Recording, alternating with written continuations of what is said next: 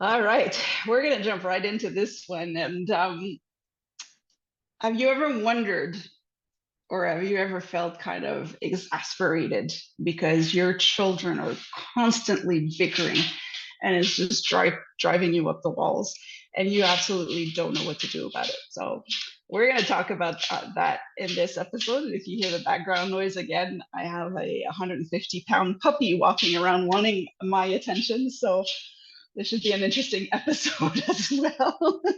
For those who don't know me, my name is Danielle C. Baker. I am the founder and CVO of Being Connected. I'm also an early childhood educator, and I've been working for over 20 years with families and children.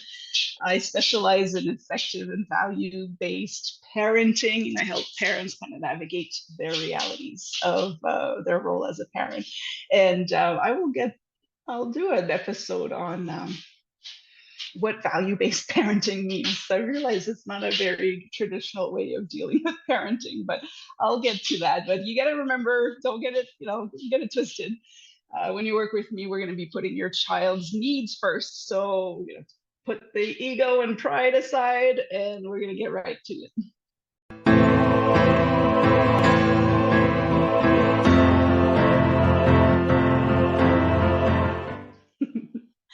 Hello, hello, hello. Welcome to the Talk to Danielle podcast. I am your host, Danielle C. Baker. Before we get started, be sure to like, follow, and subscribe to whichever channel you're listening or watching from. And of course, season 2. This episode is brought to you by the Self-Esteem Doctor Online Academy with the wonderful, amazing, beautiful Dr. Simone Alicia. Has so much resources to help your child with self-esteem, confidence. There's some workshops, there's some free literature. So it's really worth having a look at. It really does work great with what I work with. And that's why I love to have her resources, because they really do help for children, teenagers, even adults. I do kind of use some of her stuff on myself, actually. So I'll add the link in the description for you to check that out. Definitely help you a lot, especially with your children. And so we'll jump right in. Again, I'm going to kind of go overview. There was the last episode I did. I talked about positive discipline and how to use that effectively when your child is hitting. That is a major issue for parents. We don't know how to handle it. We get very reactive, and we're afraid to get judged. It's an issue. It's really an issue. So we're going to jump right in again, but this time with siblings that are just constantly fighting. That's just going to drive you up the walls. If you've had brothers and sisters growing up, I mean, you're constantly at each other's throats. Most of the time you get along, but a lot of the times you get on each other's nerves. That is our job as siblings. I am a grown woman, but I still like to bug my brother and sister. So we're going to jump in today on, and again, I want to kind of give you a full disclosure on a positive discipline or positive reinforcement. A lot of people kind of they don't agree with it.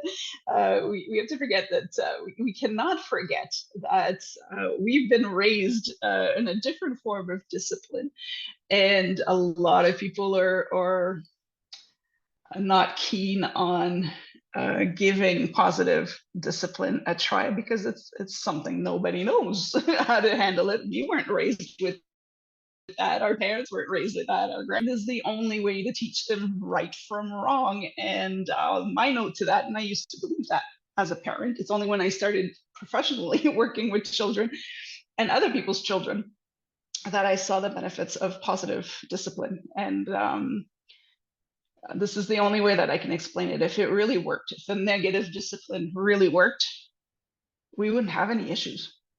We're not making our children softer. We're not making the next generations irrelevant or useless. Quite the contrary, we're teaching them how to handle their emotions in a healthy way. So if you think about what the stuff we're dealing with, the stuff our parents dealt with, I'm all about breaking generational patterns and cycles, and this is definitely one of it. So try to keep an open mind to this. You're not softening your child if you're using positive way of handling their bad behavior. So let's dive into it. What is positive discipline? there's kind of three, I like to describe it into three different um, steps. The first step is you're going to have to listen. First of all, you need to get aligned with your child. You need to tune into your child here to see, okay, what happened, what's going on, what's their thought process. You're kind of scoping the line. And I think in the last episode, I referred it to the Terminator and RoboCop and the Bionic Man. When you come in, look at the bigger picture, you're coming in, you're already frustrated. Your kids are constantly at each other's throat. It's driving you up the walls. You're coming in like, ah!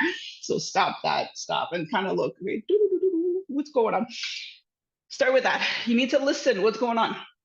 And of course, they're all going to talk over each other. So you're going to have to try to take time to listen, and then you're going to have to validate their emotions, and those are the two steps. Listen attentively, validate their emotions before you jump down their throats, and those two steps will turn off everybody off of positive. Okay, yeah, that's not going to work. Yeah, okay, I'm going to have to listen to them bicker, or yeah, I'm going to say, I understand that you like to pull your sister's hair, but that just means that that's a bad emotion. Like, come on, right?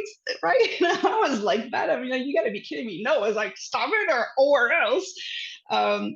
So the reason why these two don't work right off the bat is because of the third one. We overlook the third step. The third step is, how are you reacting to this situation? That's the number one indicator. And I never put it first because then you get into your own emotions going, well, I'm the adult, I know best. They're going to listen to me because I'm the adult, because I said so. So we take it down a notch. First of all, you're going to listen. You're going to validate the emotion, because you're thinking there's a reason. The reason you're thinking they keep bickering is not going to be the reason they're actually bickering. So listen, validate, and then tune in. How am I reacting to this? If you're coming in hot, because we come in hot. Those kids are hot. You're coming in hot. What are you teaching them? Right? Children don't learn from words, they learn from your actions, they imitate you. So if you're coming in hot, if you can't handle your emotions in a healthy way, you're teaching your children how to handle their emotions. What are you teaching your children?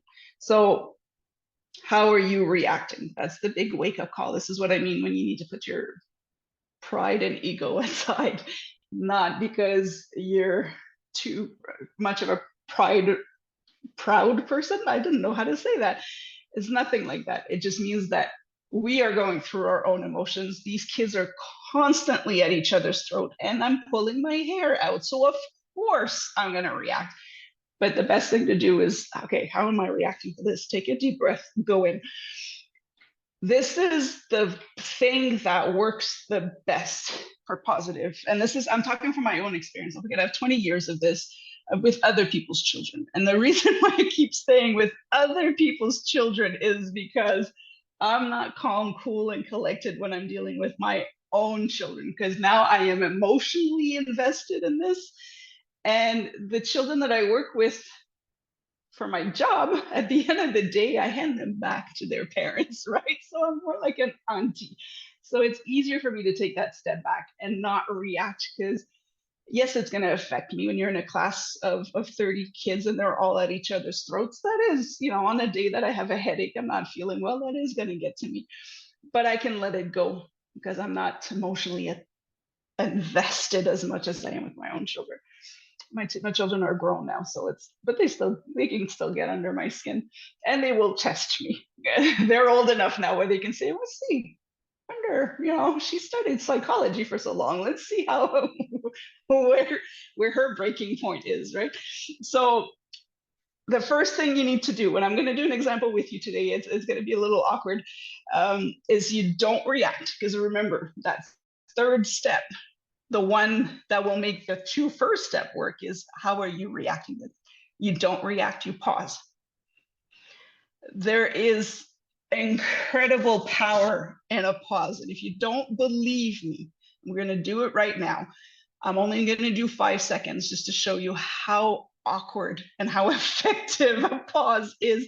I'm going to start with 5 seconds because those who are watching the video on YouTube, you're going to see me staring at you. But for those of you who are listening on audio, you're going to see, you go like, okay, is my volume off? So I'm going to pause for 5 seconds. You ready?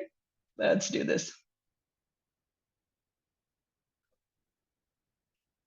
All right, that was 5 seconds. A little awkward for those who are watching the video. Those who are just listening in on an audio, I'm just staring at the camera. So whoever's watching the video is watching me stare at them.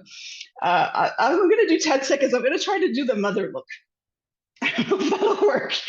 But if you really want to see, I don't think I can do the mother look because that only comes out when you've had enough and your kids know that look.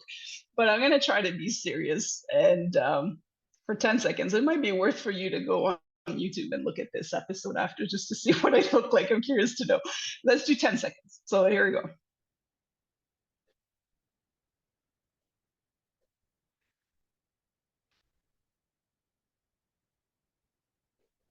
All right, how awkward was this? Right? This is awkward for me. That's 10 seconds. You can go 30 seconds. And honestly, if you do this in a meeting, let's say in a meeting, try that. 30 seconds, you'll have everybody fidgeting, shifting, everybody's getting nervous. The whole body language kicks in. There's a lot of anxiety that comes to this. So you come into the room wherever they are and you just stop and pause and stare at them. That was 5 seconds again. Trust me, you're going to get how can I say this? Your children are going to stop. It's better than yelling. You're coming in and out, what's going on again? Blah, blah, blah, blah, blah, blah. You stop and you just stare at them. Trust me, they're going to stop. After that 5 seconds, they're going to stop. You're going to freak them out. They're expecting you to freak out. You're going to freak them out. So pause. The other reason why the pause is so effective, again, the first one is you're going to you're even going to freak your spouse out. If you have a spouse, they're not, everybody in the house is going to get very uncomfortable.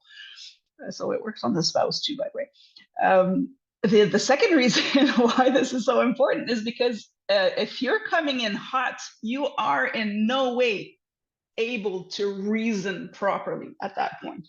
You are hot. You're not handling your emotions properly. So you're not going to handle the situation well at all. So that pause is going to give you that time for you to do that third step to how am I reacting to this? And just breathe.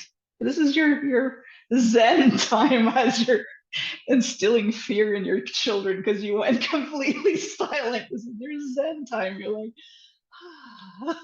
right? But you're also teaching your children that at that moment, this is what you need to do when you're feeling hot. You're not doing well at all. You're not handling your emotions properly. You need to stop and check in. So again, children learn from example. They don't learn from words. So that little pause is going to get them to learn how to properly handle the situation. And eventually you won't need to step in anymore. When I say there's an investment, this is not going to work overnight. If I told you today, if you're right-handed and say from now on, you're only signing your name with your left hand, your signature is going to look like crap for a while before you actually get it to look somewhat like your right hand signature. So it's the same. Children only learn how to handle their emotions from you teaching them. So if right up until this point, your children have not been handling their emotions properly, it's because you haven't taken the time to teach them how to handle it properly. So again, that's a little hurt to the ego and pride there. You haven't taught them. It's not their fault. Whose fault is it? So just say that. And then again, you're going to go in and say, okay, this was not appropriate. If you're really, really hot, you did that pause and you're still hot, you can tell them, listen, this is stopping today. I'm done with this. But right now I'm so hot or I'm so mad that you're going to have to give me a minute to calm down. And then we're going to talk about this. That's another, you're going to reword your sentence according to the age of your children, of course, but that's basically the message you want to get across. this was not acceptable. This is not going to happen. We're going to find a way to, we're going to fix this. But right now I'm too hot. I'm too mad. I'm too upset. I need to calm down. Give me a minute and then we'll talk about this. Okay, so now we're specifically going into kids bickering and siblings bickering. So this is where, when we're coming in hot and we're trying to stop it, we will inadvertently take a side. So for example, you're coming in, and again, when I was saying you're coming in hot, you're not thinking properly. You're not in a state of mind where you can reason properly or look at that bigger picture. So you're going to say, okay, the older one hit the little one. So you're going to go with, why would you hit the little one? You're grown. They're a baby. You've taken a side, right? You're trying to reason, but you've actually told your older one that the little one's more important. So that's going to keep causing, you're creating the issue. If you can, again, in the last episode I talked about hitting. So of course, if the children are safe, they're not eating each other, they're not biting each other, they're not hitting each other, they all have their hair on their head. Don't try not to intervene. Just being there, watching, is going to change the dynamic. They're probably going to come to you and say, well, he did this and he did this and blah, blah, blah, blah. Don't intervene. And if you, but obviously in the beginning, you are going to have to intervene. So if you do have to intervene, the important thing is not to take sides. You put them both in the same boat. So you don't know the whole story yet. We're going to have to calm down. You're going to hear everybody's side of their story. But right now, we're going to put everybody on the same boat. So there's no favoritism. Even if there isn't favoritism, you're not favoring somebody. You're not taking a side. Everybody's on the same boat. What does that mean? I'll give you a situation. These kids are always fighting over the same toy. Right? That happens. This is for the younger ones. They're always fighting over the same toy. They're always fighting over the same chair. They're always fighting. They're fighting over something constantly. This is a recurring thing. Not taking sides, or intervening by putting everybody in the same boat would look like, well, this is constant. This isn't working. So no one gets to play with this toy, or nobody gets to sit in that chair. You're putting them in the same boat. Doesn't matter who's right and who's wrong until we can sit down, calm down, and figure out how we can fix this. Nobody gets it. So now you're kind of telling them, well, this is what's happening. Every time this happens, none of you will get it. So is that a good way to handle it? You're going to get, when you do that, the first thing you're going to do is they're going to start blaming each other. But, well, that it's your fault that now we blah, blah, blah, blah, blah. They're going to get angry. But eventually, as time progresses and you holding your ground, they're going to come up with a solution. So every time, you tell them, every time this toy comes out, you guys fight over it. And in the end, neither one of you, this is when you're sitting them down. So, okay, well, every time this toy comes out, you fight over it. And in the end, neither one of you gets to play with it. So what can we do so that every single one of you gets a chance to play with it? Because right now, your way is not working. So throw it back at them. What can we do so that you guys, both of you, will get a chance to play with it? So let them come up with solutions. When they're a little younger, you need to lead the conversation a little bit more.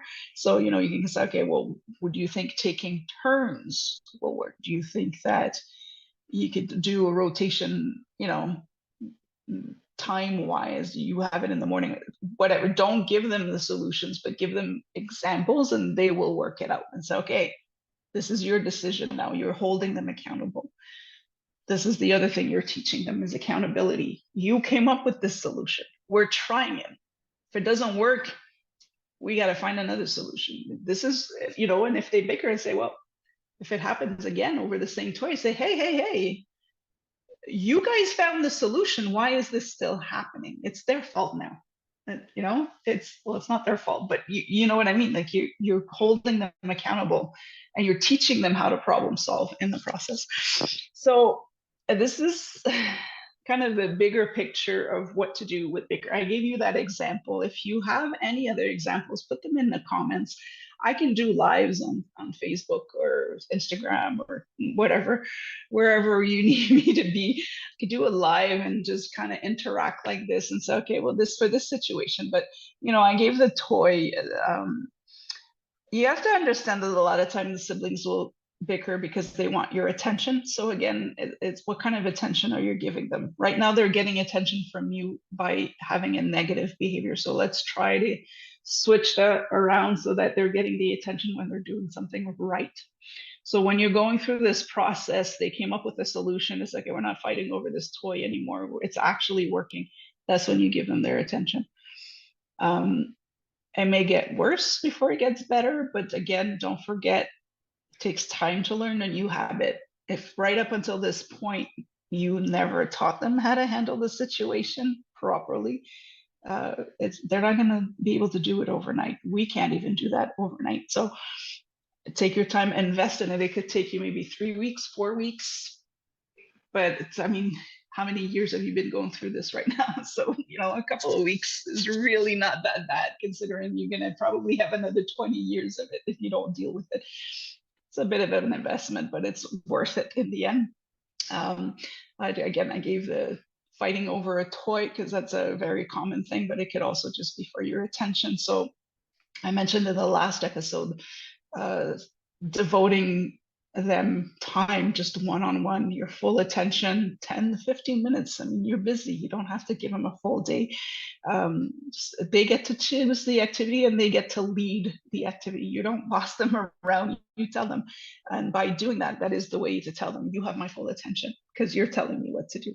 You're not distracted, you're not thinking of other things. You may be, but because they're leading you, they're telling you what to do. They're telling you which color, if you're coloring, okay, use blue for this. Even if it's a tree trunk and you're like, yeah, but the tree trunk is brown. They want you to paint blue. Yeah, let's do blue. That's fine. It doesn't matter. What does that change in your life? At least they're not fighting. So that's what I have for you. I hope that helped. There will be more. I am going to talk about, one of the episodes that I'm going to be doing is children that don't want to do homework and children who love to throw tantrums in public, how to handle that with positive discipline. And again, if you have anything, like I mentioned before, this is for, I'm not talking about the children who doesn't know how to properly express their emotions, their frustrations, or they just want attention from you, and how we can deviate that in a healthy way so that when they grow older, they are equipped with the right tools. So that's what I have for you. Don't forget to check out the Self-Esteem Doctor Online Academy. I'll leave the link in the description. There's a whole bunch of resources that can help as well in regulating your children's emotions and how to build up their self-esteem and their confidence so that they can take their place as an individual and express themselves properly. So I hope this helped. Again, just let me know in the comments. It helps me a lot to know what kind of content to send you. There will be a lot more. I've decided I will talk about the hard things because nobody's talking about them. So I figured I'd give myself a challenge. And so I'll leave you with that right now. Until then, stay safe, stay awesome. Don't forget to like, subscribe, and follow. And we'll talk soon.